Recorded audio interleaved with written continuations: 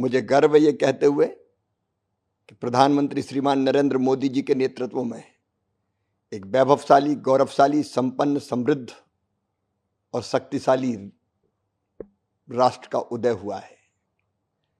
आज का भारत और तब के भारत में,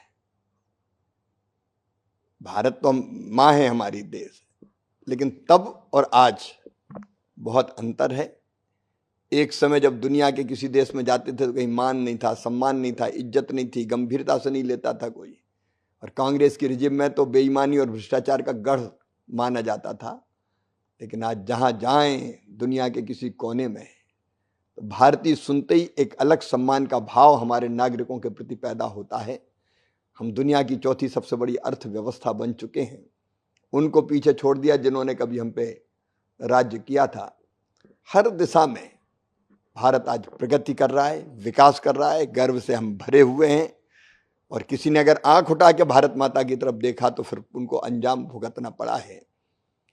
चारों तरफ प्रगति हो रही है और सबसे बड़ी बात यह है कि लोकतंत्र बीजेपी की जड़ों में है, माटी में है, डीएनए में है। तानाशाही कांग्रेस के और लोकतंत्र बीजेपी।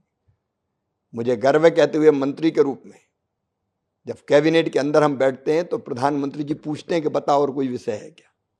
हर एक मंत्री से बोलो तुम्हें कुछ कहना है क्या।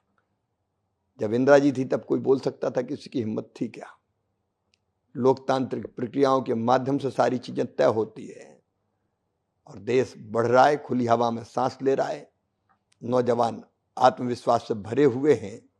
हमारी आर्थिक विकास दर हो, हमारे अनाज फल सब्जियों का उत्पादन हो, मेक इन इंडिया से लेके डिजिटल इंडिया तक, स्टार्टअप इंडिया से लेके स्टैंड अप इंडिया तक, महिला सशक्तिकरण से लेके ग्रामीण और शहरी विकास तक, औद्योगिकरण से लेके चारों तरफ जब हाईवे देखो आप, देख के गर्व से सीना फूल जाता है।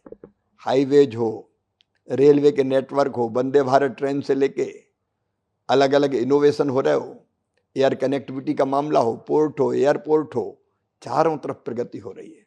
देश आगे बढ़ रहा है।